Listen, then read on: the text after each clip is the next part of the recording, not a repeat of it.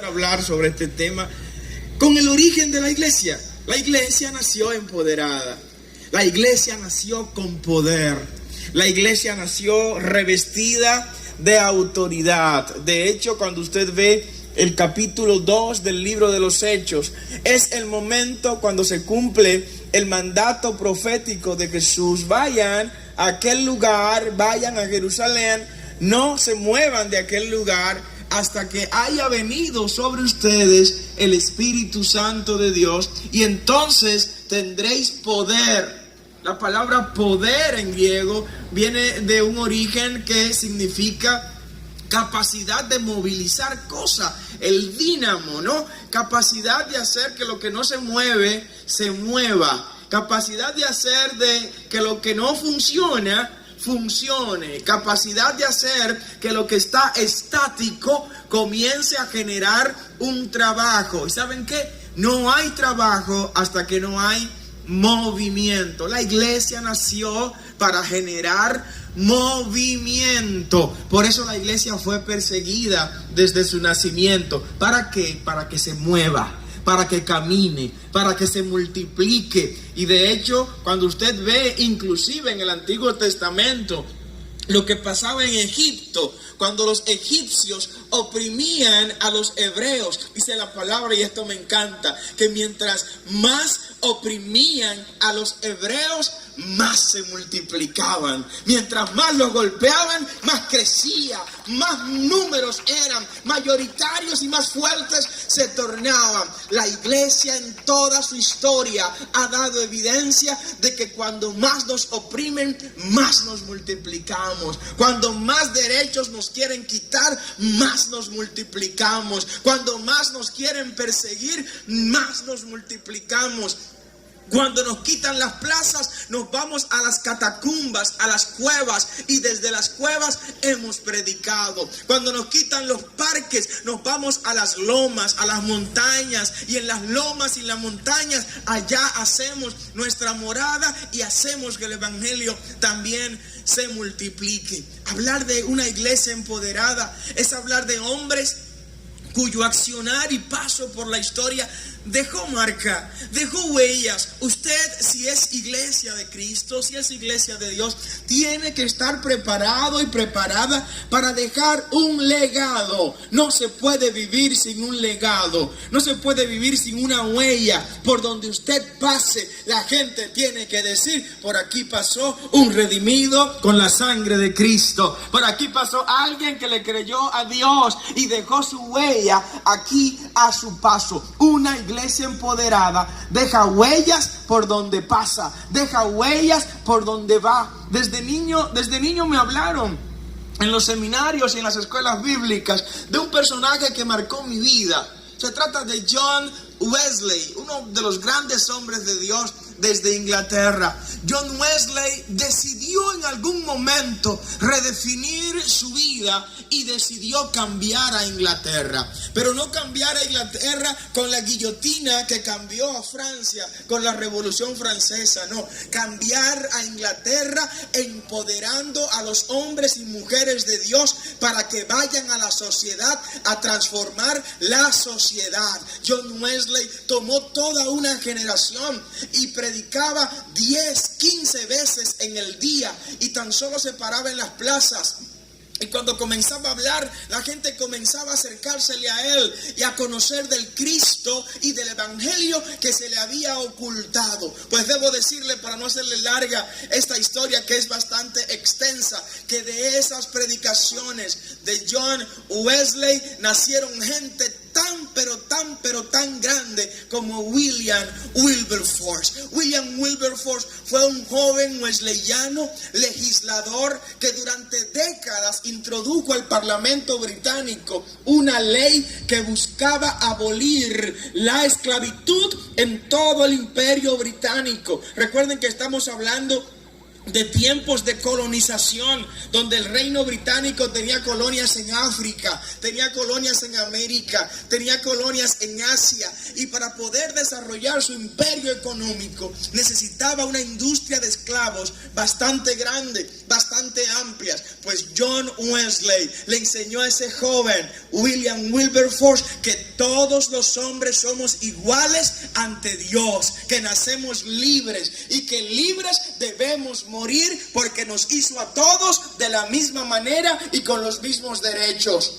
Este hombre fue al Parlamento británico, William Wilberforce, con esa idea en su corazón y en su mente. Y aunque duró casi 4 décadas introduciendo la misma ley, y los poderes económicos y políticos de entonces rechazándole esa ley, él continuaba introduciéndole. Y narra la historia que ya un poco envejeciente y en su lecho de muerte, la ley que él había sometido, el Parlamento británico la aprobó, y con esa ley se abolió la esclavitud en todo el imperio británico. Un hombre de Dios persistente, un hombre de Dios que decidió cumplir con su propósito. Una iglesia empoderada es una iglesia de propósito, es una iglesia de llamado, es una iglesia que no depende de las circunstancias, es una iglesia que no depende del poder económico coyuntural del momento, sino que sabe que su socorro viene de Jehová, que hizo los cielos y la tierra, que sabe que su Dios no dará sus pies al resbaladero, y que su Dios nunca se va a dormir, que no va a adormecerse, el que guarda a Israel. Esta iglesia empoderada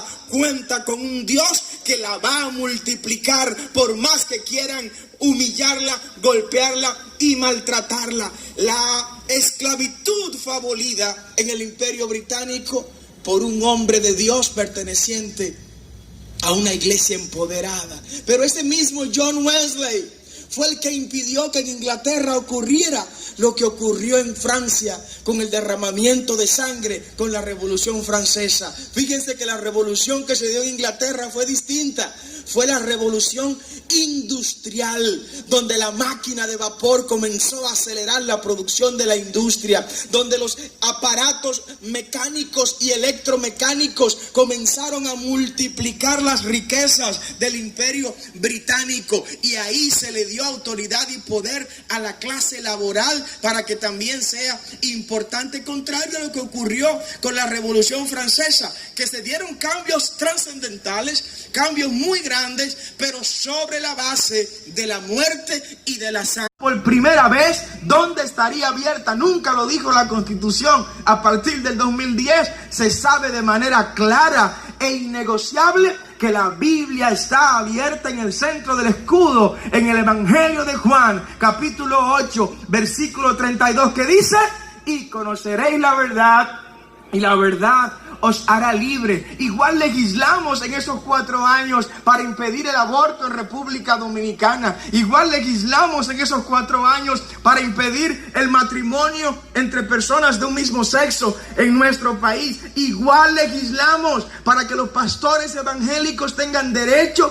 a oficiar matrimonios con efectos legales, como otros ministros de culto lo tienen. Igual legislamos con la ley 133-09 para crear el Día Nacional de la Comunidad Evangélica, que es el 31 de octubre. Y todo eso lo hicimos pensando en el que nos llamó a ser una iglesia empoderada. La iglesia está llamada a salir. De hecho, debo decirle algo.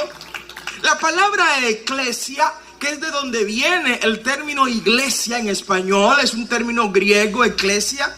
Su origen gramatical significa, ¿sabe qué cosa? Llamados hacia afuera, no llamados hacia adentro. Eclesia significa llamados hacia afuera. La iglesia está llamada hacia afuera.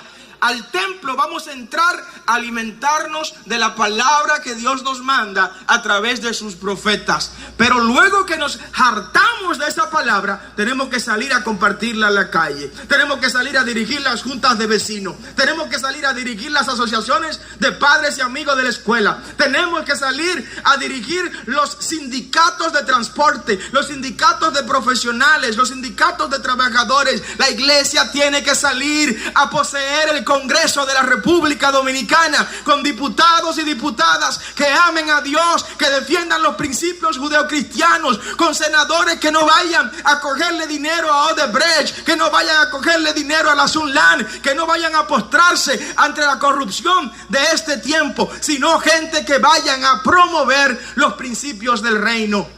La iglesia tiene que salir a ocupar los consejos de regidores para impedir que esos consejos sean antro de corrupción, donde los empresarios, por migajas que entregan, están consiguiendo resoluciones para instalar bombas de combustible, para instalar empresas que vengan a contaminar el municipio y el distrito municipal. La iglesia tiene que salir a ocupar los ayuntamientos, porque cuando el justo gobierna, el pueblo se alegra, mas cuando es el impío que lo hace, el pueblo gime, el pueblo sufre. La iglesia tiene que salir a apoderarse de la presidencia de la República, y por eso nosotros decidimos salir detrás de esa posición, no por la posición, sino porque hay una iglesia que ya se empoderó y que decidió dejar de ser una cenicienta, que decidió dejar de ser cola y asumir su papel de cabeza, como el texto judeocristiano así nos lo envía.